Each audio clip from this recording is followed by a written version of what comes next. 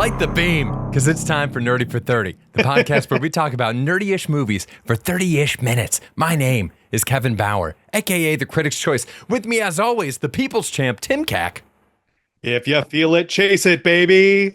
That's our Tyler Owens back at it again. And with us today to talk about Saturday Night is a good friend of ours. She's an author. She's a comedian. She's Blythe Roberson. Yay. Hi. Blythe, thank you so much for being here. Thank you Thanks, so Blythe. much for having me. Absolutely. I specifically wanted to reach out to you about this one because of a comment that you made around, I think this is like circa 2016 or 17, that has stuck with me ever since. We were hanging out before our own knockoff Saturday Night Live that we used to do. And you made the comment that you never want to see anything set in the 70s in New York City ever again. We were coming out of The Deuce. We were coming out of an abundance of 70s New York content. I couldn't get enough of it. You, done with it. Wow. I do not remember saying that at all. And I do not agree with myself. And I thought you were going to quote a completely different, extremely hot take of mine. So this is, wow. I wonder why I said that. I love 70s. This is a classic, like, random statement that somebody else says offhandedly that you take to heart and Changes your life. just carry with you. Is like, I built my life around that random thing you said when we were in the 8th grade. Yeah. And you don't even care about it? Yeah. Wow. That's so funny. You know, it's completely, maybe it's just like I continued watching so much 70s content that it won me over. Now I'm like, I love serif fonts and the color burnt orange and bell bottoms. That'd do it. I could also see, you know, if you were like dating a guy who only watched the movie Taxi Driver, that would also do it. Yes, totally. That's so funny. I mean, I also I feel like around that time, Aziz's assistant, and he was very like, you know, when I was his assistant, he made Master of None, which was like extremely 70s coded. But maybe it's just I've come back around to it. That many things made me dislike the movie Saturday Night, but the fact that it was set in the 70s was not one of them. Interesting. All right, so let's dive right into that. So what didn't you like about this one? Yeah, well, I mean, I think the thing that I thought you were going to quote, which is my main belief as a human that made me not like this movie, and perhaps I shouldn't say on a podcast if I want to continue working in comedy, but I believe 100% that Lorne Michaels is bad for the culture, and that when he dies, people will be like, Lorne was bad. Like, remember when Hugh Hefner died and everyone was like, in fact, perhaps this man was not good for planet Earth? I feel like when Lorne dies, people are going to be writing that kind of thing. And I think this movie was like, Lorne Michaels is so fucking cool, and like, what a funny guy, and like, what a cool thing he's done. And I just think that doesn't sit well with me. So the whole premise of the movie, I was like, no, thank you. Sure. And plus, I thought it was not funny. I was like, this is not a funny movie. Lorne Michaels is not, it's like, you cannot do a hero's journey movie when the hero is Lorne Michaels. And it felt to me, this was my Letterboxd review, but it really felt to me like the entire movie was like clapter for the concept of like sketch comedy, and like it just is not good. Yeah, I agree. I mean, it's glorifying something that is a shell of what it once was, or maybe it never was those things.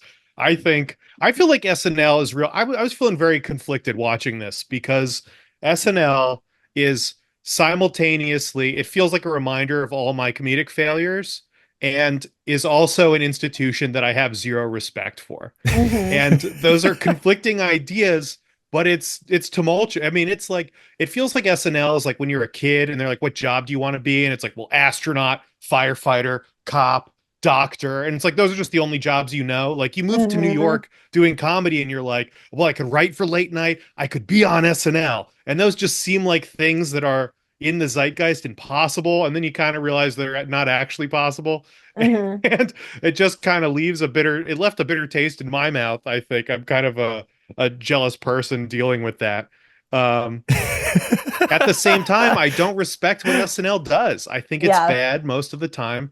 I don't enjoy it. I was thinking about, like when you start doing comedy and there was like a period, I assuming for a lot of people in our age, where you just hate The Big Bang Theory, like with a Mhm. passion. Where it's Mhm. just like, this is trash. This is the worst thing on television. This is lowest common denominator. It's comedy math. It's bullshit. And like now as I've gotten older, it's like I appreciate the fact that everything doesn't need to be edgy. It's nice to like turn on the TV and see characters that you're familiar with doing a slightly different thing, but it's also familiar, and it's Mhm. like repetitive, but it's nice, and they build out a world and it grows over time. And I've come to respect Big Bang Theory as a thing that might not be my target demographic, but I respect what it does. Whereas SNL, I don't respect. I mean, they've done so many shitty things. They had like Trump on to host, Yes, exactly. and Yeah. then they had like sketches with Trump and Hillary being like, it's okay no matter who wins, it's gonna be okay. And then they Hmm. open the show after the election with Kate McKinnon as Hillary Clinton crying, singing hallelujah. Hmm. They're the most cowardly, it's pathetic. I mean, I've lost all respect for the show. They do things like they didn't hire Shane Gillis because he made some racist remarks on his podcast, but when he got famous, they asked him to host. It's like Hmm. you don't have any backbone. You have no respect for any things. This show has been capitalized. It is not indie, it is not edgy, it is nothing like the vision they're portraying in Saturday Night Live. It's been capitalized. This is a corporate comedy. It is Hmm. generic, it is baseless, it is not offensive, it is pandering, but also pretends to have morality, but also doesn't have morality. It's just all over the place. And I was so frustrated watching this and thinking, man, it's edgy and we got to get these words on there and we're sticking it to the man. And it's like, they haven't done this in 30 years. Yeah. Like But that's how I felt. I couldn't get through it. that's what they're doing here. Like this is about it's a movie that's set in a time when it was those things and when it was experimental. So it's a little bit of a glory days thing going on here, but like the I think there's onion layers to it. I recognized going into this that I am this movie's target demographic.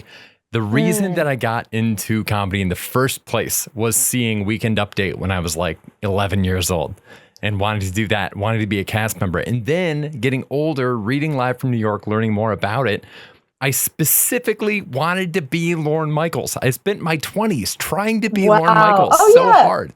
You were Lorne Michaels in your 20s, I think, Kevin. That's the kindest, that is now going to stick with me for the next 10 years. Um, Yeah, Blythe just said the world will be a better place when Lorne Michaels dies, and now she's referring to you Yeah. as Lorne Michaels. And we're Selective, like, yeah, that's a selective memory, compliment. Tim. Yes, Very exactly. selective. But I didn't want to be Lorne Michaels now. That's a totally different guy, totally different Yeah. skill set. What I was specifically like glamorizing was this version of Lorne Michaels. Like I was really fixated on him coming off the Carol Burnett show, grabbing all those Harvard or National and Harvard Lampoon people, and then making this one Mhm. transgressive piece. And I think part of what appealed to me about it was that he's kind of like he wrote for Carol Burnett, but he's more kind of like a Rick Rubin of comedy in this sense, where Lorne himself, I think, isn't necessarily that funny. It's just his Yeah. taste. He's got really good taste and Mhm. he's really good at curating people.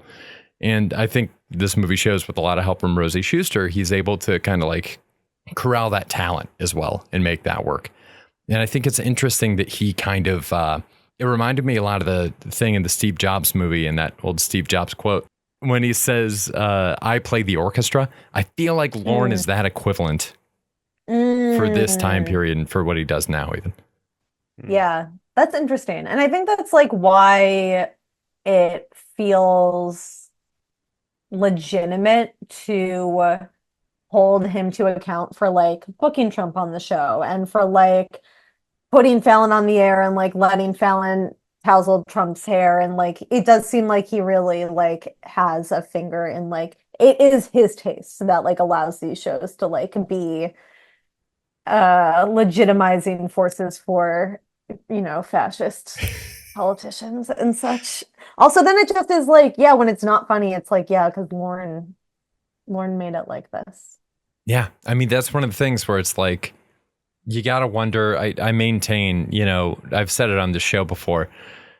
Colin Jost has to be incredibly charismatic. There's absolutely no way that this is not the most charismatic dude. He's got to be a great hang. You know, Mikey Day, like these guys who people roast online, like if you meet them in person, they have to be fucking awesome. Somewhere along that the Fleming way. bit that was just out there. Oh my God. Talking about that? Chris Fleming. Like, what's the guy's name? SNL bit. Chris Fleming had some bit about how Colin Jost is like the most forgettable human on the planet, and his parents have to have like Post-it notes around their house to remind them that they have Colin Jost as their son. I mean, it's incredible. And I was like, I've never felt more seen in my life. I just find Colin Jost to be the most bland human being who's ever existed. And I mean, to this procuring of talent thing, it's now I think there are a lot of talented groups of friends. And there are a lot of people who have had the idea, what if I got my more talented friends to like come together and make something? And it just happened to be this group of friends that got the thing. And as far as wrangling stars and like knowing talent, like, I don't know. It doesn't seem like he's always been the best judge of that. I mean, there's been tons of people who blew up and were only on there for, you know, a year or a season. Like Robert Downey Jr. was on there and he left.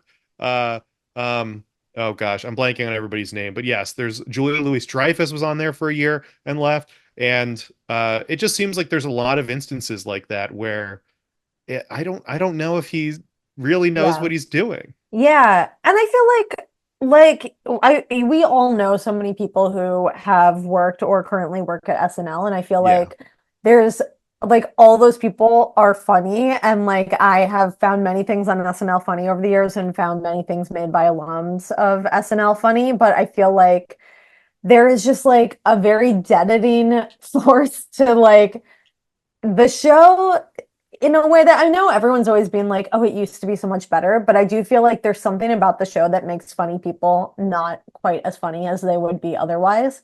And some stuff really takes off. But I feel like my problem with Lorne is more like the Trump stuff, like the political stuff, which I think is like insidious. And like the Trump of it all is more obvious, like where it's like, oh, this is just like a centrist, like capitalist dude who like is only looking out for himself. But I think also like the culture of SNL and like we're all staying up all night and like getting high and like you know, and that's not that much anymore, but just we're all staying up all night, everything's an emergency. And like the Fallon culture, I feel like we all personally know people who like want to commit physician assisted suicide because they've worked at Fallon. Like it just doesn't need to be that way. And I think it's like because of Lorne, like Lorne made the culture that way.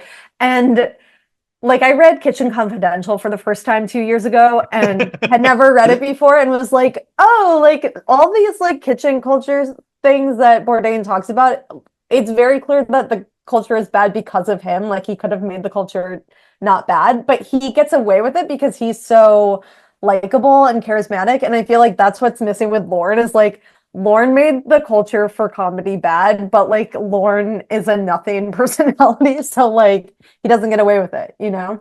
It's like they started being punk rock and now they don't know what that is. And so now he's just doing things that are kind of like punk rock, but doesn't have like the horses to drive it. Well, no, dude. Like, I mean, what is punk rock? Staying up late. What if we all stayed up really late to write sketches? And it's like, you don't need to do that. You're off all summer. I mean, you could write sketches over the summer if you wanted to. You have so much time to do this. Yeah, it's great. You could just make the show better if you wanted. But yeah, it does seem like there's like kind of like a real competitiveness there and a real whatever, and it doesn't seem like a healthy environment for anything, and it seems unnecessarily so. Yeah, I mean, I think that's entirely the corporatization of it, right? Like that's it happens to anything that's a big success that gets really popular is because of its popularity, it becomes a target for late stage capitalism like anything else. So like it's no more punk rock now than a Ramones t-shirt that you buy at a Hot Topic. Like that's not punk. You know what's fucking punk is Tupac listed his like 2-year-old daughter as a producer on one of his albums so that she makes money for fucking ever. That's punk as shit. But like it's not about rocking the system anymore the way that it was in the setting of this movie, which I promise listener we will start to talk about. It's it's about you know keeping the machine running. So that's part of what I was saying. Like this version of Lorne, like he's a different figure than the one we see in this movie because this is a person who has become, very good at just keeping that machine running. And a lot of the, no matter who that machine is running over. Mm. Yeah. I wonder if I can read from my friend Matt's text to me, because this is kind of related. Absolutely. Please do. So I saw this movie with my friend Matt, and I talked to him afterwards about the movie, and then he said, I'm sorry, I'm Matt-splaining the movie to you. And I said, no, this is great. Text me all your thoughts so I can read them on the pod. And this is the one that I screenshotted because I thought it was the most interesting. He said, I'd be much more interested in a movie that explores a Lorne Michaels today. Why has he clung to the same show for 50 years and basically kept it in an almost identical form to his first creation? Why did he never foster a successor to take over and try something new? Does he ever get bored of doing it? Does he feel trapped? Does he think if he stops, his life will end? Is he trapped in nostalgia of the past? And I think that's like a really good point. Why is it so resistant to change? Like, and that's what I felt like, I don't know, watching this movie, like maybe it was funny and felt electric 50 years ago, but like even watching this movie, trying to recreate that, I feel like it just didn't work for me. And it's like, I was like, what is funny? Like Birthday Boys, I thought was so funny. Like I think Connor O'Malley is so funny, and all these like weirder things that you couldn't do on an SNL then or now, I think. Because you don't have, it's having the Lorne puppet master is, I think, what keeps it from actually being funny. I don't know. I can see it. It's I mean, also like I feel like they have a huge button problem at SNL too. That's been my complaint for years. Is just like they don't know how to end a sketch. It's just kind of like so many things just kind of drift off, and it's like we're doing another game show. We're doing another this. We're doing another. I mean, they don't even mess with the formula at all. I mean, for this, they're like, trying to rearrange things and it seems like they're building this thing, but it's not fluid anymore. It's the same number of sketches every time. It's a musical guest, it's a host, and it's the closest they've come to mixing it up is having the musical guest host the show. And there's only like 3 people who can do that. So so it's like not that crazy. And now really the show is so dependent on the host because they just don't have I just don't think they're it's not building the same stars it used to. I mean, the same volume of people aren't watching it. I'm sure there's a bunch of reasons for that. Even though I'd probably blame Lorne for that too. I think time will show like a lot of people coming out of it. I genuinely believe that last season was the best season in probably like 10 years. But I think like a lot of that can probably be blamed on these things they're created again as formulas. They're done, it's novel in 1975. And then they kind of figure out, okay, well, this tends to work. It tends to work if we put a fake ad here. It tends to work if we put Weekend Update at this point in the show. And these things that started off as like a very novel, inventive thing where you can't predict it, you start to learn to predict. That happens with anything. I mean, bands, like look at bands' second albums. It's truly incredible when people can actually manage to evolve their sound, but still keep a piece of it and have it feel new and fresh. And there's aspects of comedy that, are fucking ancient. There's like things from the turn of the century, like Catskills comics and stuff like that. There's Abbott and Costello. There's like all these, there's a deep history of comedy performing here, but there is a modern sensibility of comedy that I do feel like was snapping to place around this time. And I mean, even the stuff, all of us come from an improv background, even all the stuff that they always talk about with Del Close and, the I'm forgetting the name, the family or whatever the team was that they all came from in Chicago. And that their distillation of, dramatic improvisation into the Herald and then going from there. And now, I mean, look at all these different improv theaters around in all these different cities that are teaching how to do this thing. And if you do it wrong, it's so formulaic. But if you do it right, it's something like Connor O'Malley, where it's like, or like some of the shit Tim Robinson does, where it's like, this is fucking thrilling to watch this person do this. I genuinely believe, I think Patty Harrison might be the funniest person on the planet. Like, some of the shit that Patty does on like her Instagram stories is like, this is fucking jazz. This is so funny. Yes. Yeah, totally. I think the best stuff is talented, funny people finding a way. Like, then you just have to find the formula or the platform that amplifies what you want to do. Like Tim Robinson's show is like a great example where like the sketches are like crazy. They're all over the place, but they follow specific tones and like specific lanes that support him. And even the endings are kind of like swerves. It's just got like a different sense to it. And it's all propelled around doing the funniest thing they can. Like comedy is driving it, where it feels like SNL, the formula is the formula. And if we can fit some comedy in here, that's good. Mm-hmm. I was thinking along with the star power thing of, I thought the best part of this movie, we want to talk about the movie, was I could have watched Gilda, Chevy, and Dan Aykroyd just do anything for another hour, 2 hours. I thought all those actors were crushing it. And it's wild to think about. I mean, Chevy Chase now, Dan Aykroyd now, and like go back and see a glimmer of maybe who they were. I'm sure these are also kind of caricatures, but to see them in this light is pretty awesome. Yeah, I was surprised too. And I like read the Live from New York a million years ago, but I was Yeah. surprised to learn or relearn that Dan Aykroyd was so sexually desirable to the women on staff. It's so funny. But I guess it makes sense. Yeah. Yeah. I really liked the guy that played what's his name? Michael O'Donoghue, the head writer. I was Tommy like, Dewey's that the guy. actor's name. Yeah. I was like, who the fuck is that? And then when his name came up on the credits, I was like, Tommy Dewey, I gotta Google that guy. And Matt was like, why? And I was like, because he's hot. And Matt was like, you have weird taste. So you have a specific type. Yeah.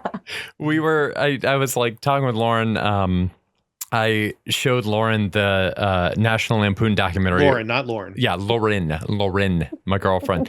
I showed her the National Lampoon documentary before this, and then we watched the first episode of SNL before we saw the movie, just to kind of like set the tone and stuff. And I was pointing out some key players and stuff. And Michael O'Donoghue, I think, is a fascinating person, like a genuinely fascinating person, fascinating comedy writer.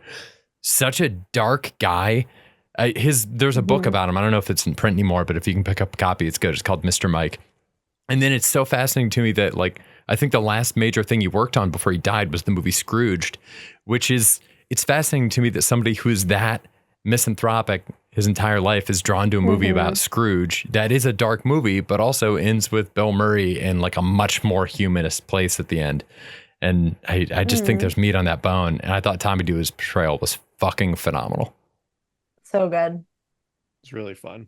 Yeah. Really I did think the most punk rock thing about this movie, and perhaps the only punk rock thing about this movie, was having Nicholas Hoult play two characters for no reason. Yeah. Or is that his name? That's not his name. Fuck. I keep Nicholas doing the Braun. same thing. I react Greg. the same to both of them. Yes, yeah. Yeah, that was the only, I was like, that's cool and random.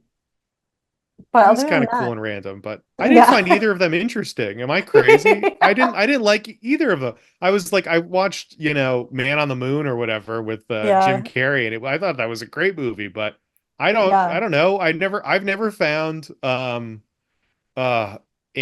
God, what's his name? Andy Kaufman. Kaufman. I've never found Kaufman so uninteresting before as he was in this movie. I didn't enjoy any of it. And Jim Henson, I don't know anything about Jim Henson, but if this is what the bits with Jim Henson were pretty funny, but yeah, apparently people online, Muppet heads, were like incensed by this. They were like, it's horrible that this movie is portraying him as like a loser and an idiot, when in fact he was neither. But I think that's funny. When in fact he was neither. When in fact he was normal. But he was kind of like bullied off the show, right? Yeah. Or something. Wasn't that kind of it with Jim Henson? They didn't want to do anything with him. And the fact that Billy Crystal gets cut is also just some more terrible judgment. I feel like it seems wild that they would do that. The guy that played Billy Crystal, again, phenomenal. So good. Great job. Yeah. He's good. Yeah. I wish he had more to do. I know. I'm looking at all the notes I took. I saw this at Alamo Draft House, so I was in fact able to write in my notebook and even see the things that I wrote down. Oh, sick. Did you get food or a drink? I didn't, but Matt got like 12,000 foods. So many foods that they assumed some were for me, but none of them were. They were all for Matt. Yeah, it's funny that Jason Reitman made this movie. Like, just from the get-go, it's like, oh, this man is not going to have anything bad to say about Lorne Michaels, you know? Do you think he's the only one that Lorne would have allowed to make this movie? Yeah, I do wonder how much this was like SpawnCon, you know, like for the 50th. It did seem kind of like, I don't know, so insidery. Yeah. Yeah. It was like I was so aware that I was like, it felt like I had a family in town recently. We did Top of the Rock, and there's this presentation that they play when you do Top of the Rock now. There used to be one. It's so much worse now. It's so like NBC and also just capitalism pilled. At the end, it's talking about all the jobs this guy created, and like it's like, yeah, like horrible jobs where people were dying. It's awful. It's like this presentation was wild. And I did feel a little like I was watching one of those. But again, it's like it's tough because I am the target demo and I did love this movie. But I also recognize like as a movie, I don't really think it's successful. Did it ever feel tense? No. Same problem as the movie Air. We know that Air Jordans exist. So it's really difficult to wring suspense out of that. Yeah, I feel like the only like the yeah, it was like, okay, obviously the show's gonna be fine. And then like the Rosie, what name am I gonna use thing felt like this other line of like supposed tension that the stakes never felt clear to me at all. I'm still not clear what their relationship was. Yeah, That's same. just what I was going to say. I don't really know what anybody's relationships are. You just kind of like, everyone's kind of got their own little journey they're going on, even if it's just being jealous of all the women Dan Aykroyd's hitting on.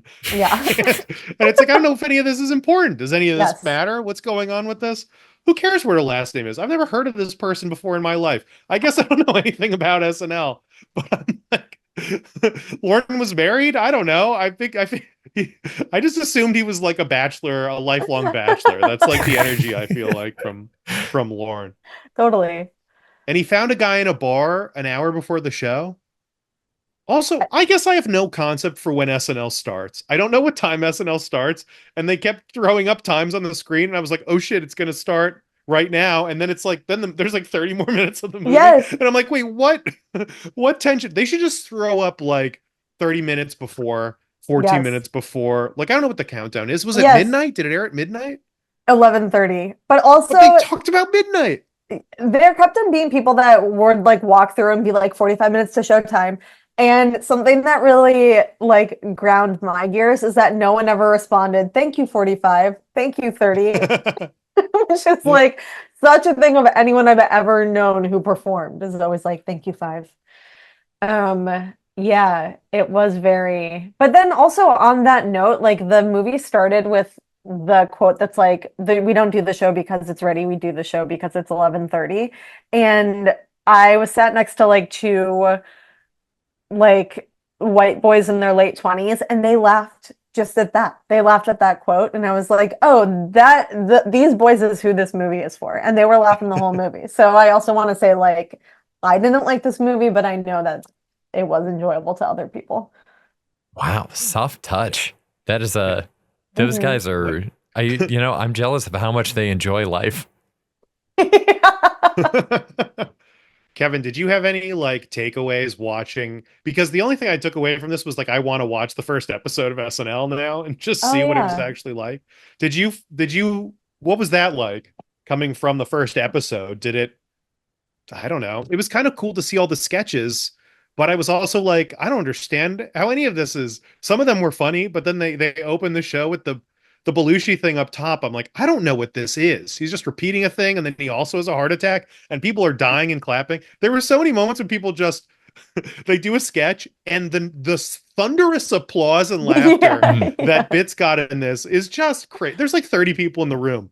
What are you talking? How is it so loud? It's deafening right now. Dude, this is not that funny. Yeah, it's just it can't be that funny. It's definitely like some of it's just cultural. This is 50 years ago. It's the same thing we've talked about before with like when you watch some old Steve Martin stuff and like some of the like Let's Get Small, people are losing their mind at just a little bit of intonation, and something is definitely lost in translation. Love Steve Martin, but some of it just doesn't work Robin anymore. Williams was one like that for me, where I'm just like, you watch old Robin Williams and I'm like, what is he talking about? He's destroying. I have no idea what he's even saying right. He's just making sounds. Yeah. Now that What I'm on board character for. is this? That one, I fuck with old Robin Williams. I went to I like it too. I went to an Eddie Izzard show. Is that Yeah. her name? I'm Googling right now. Eddie Izzard, yes. I went to an Eddie Izzard show with my friend Jennifer like last year maybe, and she was just literally making sounds to the point where we could not understand a single word Eddie was saying. And people were like literally crying. And Jennifer and I had to leave at intermission. We were like, we can't understand what's going on. But people were like cheering. And I was like, you know what? Good for them. Oh my God. Incredible. It's those same two dudes that were sitting next to you in the movie. Yeah, I think like it's amazing the parts of this that do hold up in terms of the movie itself.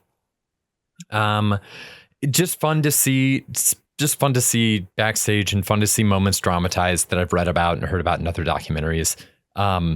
Still kind of rubbed me the wrong way at points because it had moments that felt like placeholder moments. This is another one we talk about a lot, about when people have the rhythm of a joke, but the content is not actually funny.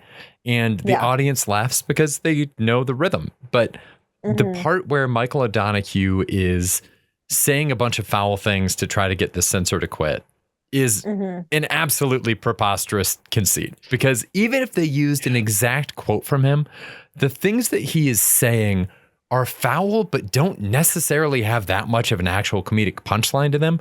But they're being presented as though he's on this incredible diatribe that's going to end in a great punchline. And even if it did, the fact that a human woman whose job is to do this thing would be driven from an office because she was so upset by horrible things that she was hearing, it's ridiculous. It's sitcom logic. It's like fucking Peppa Pig logic. Yeah. Yeah, that's how I felt about the whole movie. Like the whole movie was like the rhythm of jokes that weren't actually funny. And like as a person who understands the rhythm of jokes and often feels like she isn't actually funny, I feel like it pains me more because I recognize myself in it. I'm like, oh yeah, if I tried to write a movie about SNL, it probably would be similar to this, where it's just like, yeah, it's like it knows what jokes are, but it just isn't doing it. And I think like it's really hard to like, I mean, and again, maybe it's like because my job is, and thank God, like I feel so lucky to be thinking about jokes so often, like it just doesn't work for me to like recognize this is joke format, but is not funny. Like the only things that are funny to me now are like the Connor O'Malley's of the world who are like just being so weird in ways that I never would think to do it, but like it can work for like the white boys sitting next to me who are like dying. But yeah, it just like the whole movie was like it feels so strange to be like presented with 90 minutes of this is supposed to be uproariously funny and just to not laugh once. And in that way, it's an accurate representation of SNL. Oh my God. Any final thoughts, anyone? I feel like everything I said is going to get me like hated by everyone we've ever met. I love everyone we know, and I think everything that they do on SNL is very funny. Yeah, I do too. I mean, there's definitely high points and good stuff. I mean, I think our complaints are kind of out of their hands for the most part. Yeah, I mean, I did laugh at the John Mulaney, Bob Dylan promo this week. Yeah. Oh, I didn't see that one. Yeah, I'll send it to you. Oh, thank you. I do think, a lot of that, I don't even know, honestly, how much of it is even Lorne's fault outside of the fact that he's, like I said, like just on these corporate rails now, and that this thing is too important as a money-making opportunity in order to take any substantial risk. So like, I'm not even sure how much of having, people on the show, it's tough, you having Trump host and presenting things as it's going to be fine. It's not okay. It's sane washing of the highest order. So it's tough because it's like, I know there are corporate demands, but also you want to believe that the Lorne that's depicted in this movie would find some kind of a way. If there's any of this version of 29-year-old Lorne left in him, you want to believe that he would find some way to subvert that. So I don't know. I guess we'll see. I I think kind of to the Trump thing too. I mean, Trump is in the WWE Hall of Fame, right? Like but like wrestling is intentionally provocative. Like their Yeah. whole thing is to be edgy and whatever. Big Bang Theory, it's just the math. It's just the math. They're not trying to push any boundaries. It's comfort food. SNL somehow wants both. Mhm. And it rubs me the wrong way as someone who knows a little bit of comedy math and, just, I find that annoying. I find it hypocritical. Yeah, and I feel like there's a tendency of some comedians to be like, I'm a comedian, but I also want you to know that I am a genius. And like, I definitely sometimes am like, what if I could be both a genius and a comedian? And I think you really cannot do both. Like, especially you can't want that. You can't want other people to think that of you and like pull it off. And I think that's not what SNL is doing, but SNL is like, what if I could be a comedian and also like a rock star and super cool? And I think you can't make good comedy from that point of view. And I think what Jason Reitman was trying to do with this movie is be like, comedians are rock stars. And I just like, I think you can make a movie about that. And I think this works as like a movie about like, what if comedians were rock stars? But I think you can't do that and have it be like a funny movie. Sure. Yeah. Yeah. And I would say mission accomplished there. Yeah.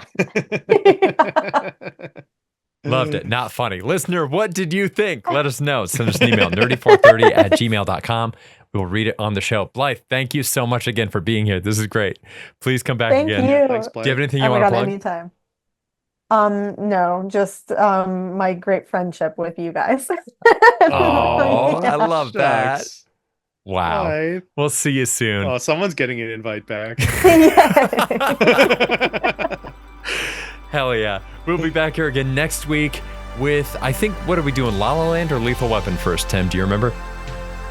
La La Land. La La Land. We'll be back here again next week with La La Land with our pal Mike Breen. We'll see you then. Until then, stay nerdy, everybody. Bye.